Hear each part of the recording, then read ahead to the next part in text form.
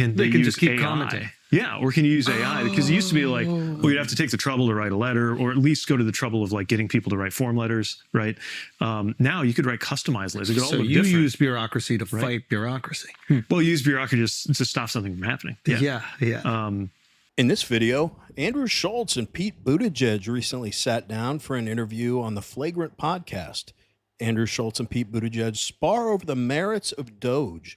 With that, let's watch Andrew Schulz make a fool of Pete Buttigieg for opposing the uncovering of waste, fraud, and abuse. If Doge was actually about government efficiency, I'd be all for it. But it's not about that. No. What is it about? It's about power. Look, I'll give you an example. Yeah. Because you telling me people in government are concerned with power? I know. It's shocking. This is insane. I know. Hot take. Truth bombs being dropped on Flagrant. No, but look at it this way. When I was in government in the South, like as mayor, when I had my kind of small government that I was running, we like took whole departments apart and put them back together. We removed people who weren't performing very well. And by the way, that was hard. Like one of the reasons I've always had a problem with this president is like he emerged kind of play acting, like firing people for fun, right? It was like his tagline is "You're fired." For me, at least, as like a young like CEO basically of a city government, other than dealing with violence and death, the worst part of my job was firing people. Like I hated it, especially because like it wasn't necessarily a bad person, but you had a person who was in a role that they didn't fit in and their department wasn't doing as well as I thought it needed to do to serve residents. I would have this very painful conversation where we'd sit down, I'd look them in the eye, and that sucked for obviously most of all for them. But anyway, we were not afraid to do that because you have to do that. Yeah. But look at what happened when they came in, right? If this is actually about government efficiency, then the problem you would be solving, which is a real problem, is that in the federal government, it is too hard to reward your top performers. So you could be somebody who could be commanding a multi-million-dollar salary in the private sector, working on something wildly important, but there's just no way that you're getting, you're in your particular pay grade, same as everybody else. And to remove your bottom performance. Like a lot of people who've been in and out of business and government will tell me, like when I was in the private sector and the public sector, actually like the top 10% were pretty much the same, these amazing driven people. The government ones weren't compensated as well, but they were purpose driven. But the bottom 10% was completely different because I couldn't do anything about the bottom 10%. Right? So imagine if Doge had come in and they had gone through every department and said, okay, we're going to create a way to reward the top performers. And we're also going to analyze whose job description is no longer needed, or their job performance is not there. And even though it's painful, even though maybe it's politically tough, like we're going to show them the door. That would be one thing. But they just sent an email to everybody. Many of whom were in fact top. Yeah, they sent an email to everyone as a freaking pulse check to make sure that someone's actually on the other end of that email that pays attention to what's going on. All they did was ask them what they got done that week. That's it. And you freaked out about that. It wasn't an email firing everybody. No one likes firing people, Pete. I hear you. However, the size of our government is so out of control, they had to take a sledgehammer to it. It's unfortunate that maybe some good people got caught up in that, but those good people will get other jobs. The cream rises to the top. I'm not saying it's easy on them individually, but this is about something larger than the individual. It's not personal, man. You just said it. It's very hard to fire the bottom 10% of people. So they just build up and build up over the years, and no one gets let go, and it just bloats and bloats and bloats. So we had to go do it that way. You're saying it's not about efficiency and everything and uncovering waste, fraud, and abuse, which it absolutely is. But all you're really saying is you don't like the way he did it. Well, it's not your choice. Sorry, man. Let's get back to the video. Performers. Like some of the people they fired who got caught up in this thing, the people got fired just based on whether you were in a category called probationary employee. But to be clear, probationary isn't like you fucked up and you're on probation. Yeah, you could start. You could actually be because you were promoted. Yeah. You could be a 7-year veteran at the FAA, or maybe you'd been there as a contractor, but you were so good that the FAA said, we want to hire you now as a government employee. And even though it might have been a little pay cut, you went for it.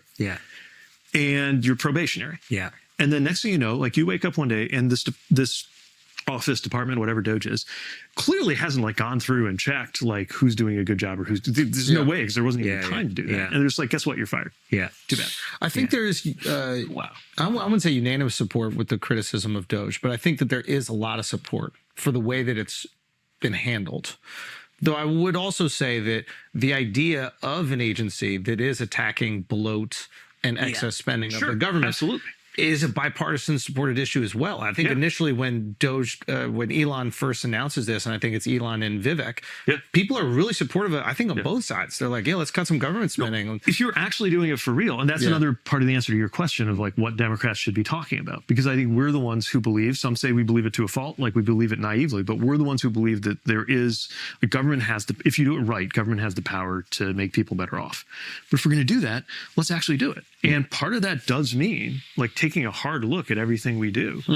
And I mean, I remember, again, most of my examples will come from transportation, right? But I remember something that went on with the FAA where they had to get some special waiver in order to allow a certain class of airplane to fly because there was a regulation that said there had to be a switch to turn off the no smoking light. And this was written back when sometimes you turned off the no smoking light. Now, obviously, there's just always a no smoking light because you can't smoke on airplanes. And there's this like scramble. You know, that's the kind of stuff that we should absolutely be getting. And there are like things that we do in government sometimes, or in the military, we call it a self-licking ice cream cone. Like there's definitely things that are there. These just like self-perpetuating processes that nobody would have come up with on their own, but they're still there. I think we should absolutely own that space because we have a good faith belief that government should serve people better and should work better. And we should be the ones who are making that happen. So on that, so this idea. If you like watching videos like this one, like and subscribe. We'd really appreciate it. Let's get back to the video. Idea with Doge, it seems to me, and again, I only know like the most surface level version of it, is that the way that the government becomes more efficient is just firing a bunch of people. That seems just like saving money. I don't know if that's how it becomes more efficient. The efficiency is getting rid of the bureaucracy that stops a plane from flying just because it doesn't have an on and off switch for a smoking light, right? But it's surgery because you don't want to get rid of the part of the bureaucracy that makes sure is the good planes and don't protects crash, people. Right? I 100%, because I think that there is altruism and benevolence in a lot of these policies, right? They're trying to protect they're all there for people. some reason or another. Yeah. And like maybe some is like I don't know. What have you experienced? Like you were, Secretary of Transportation, like when you're trying to rebuild some bridge or whatever like that. What was the biggest hiccup that you experienced that you're like, we got to just get this out of the way? There's no way we're going to be able to improve people's lives if this is here. What is an example of that? Well, so there's an entire process where to permit a federal project, you have to listen to you have to take in every comment from anybody who wants to weigh in, and then you have to respond to every comment, or a human has to kind of review all of that. Which, by the way, one thing I'm really worried about is if you have, let's say there's some regulation coming and an industry wants to stop it.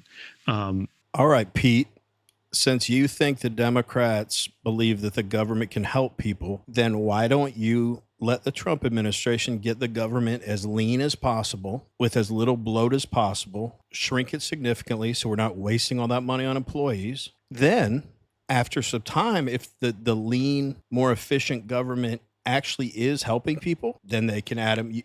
Then people can make a case they can add employees, funding, etc. But for my entire life, no one's proven to me that the government can really help anyone. I can't think of a single thing the government has done for me. And I encourage you to think for yourself, has the government actually done anything for you? So why don't you prove it to us first? Then we can look at expanding where necessary. But if you think the people of this country are going to trust the Democrats to make the government smaller and more efficient, you are out of your mind. And when Elon leaves Doge, I pray that they keep firing people, keep looking for fraud and abuse, because I don't think we've scratched the surface with how rampant waste, fraud, and abuse are in our government.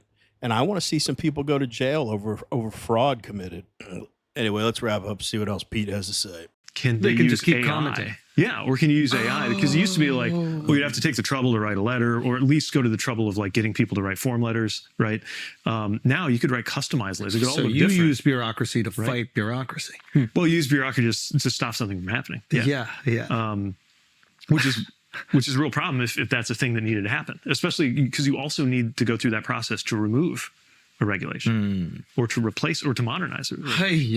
So there's this level of pride, and I encountered it all the time. I mean, right here in New York, right, there are so many major transportation projects going, and I'm proud to have worked on them. BQE, Hudson River Tunnel. I mean, that's one of the biggest transportation projects in our time. Second Avenue Subway. That Second Avenue Subway we don't want. I'm tell you what, as a New Yorker, we don't want it. We never needed it. It's never been an issue. I remember when you guys started building, we're like, who the fuck is this for? Nobody on the Upper East Side from where it goes. It's very, very funny and ironic to hear any Democrat ever, like Pete Buttigieg is here, complaining about a regulation. Who do you think's responsible for the majority of regulations in this country that we have way too many of, specific in some states more than others? But we want to hear from you. What do you guys think about this conversation between Andrew Schulz and Pete Buttigieg? Let us know in the comments. Anyway, as always, really appreciate you watching, and we will see you in the next one.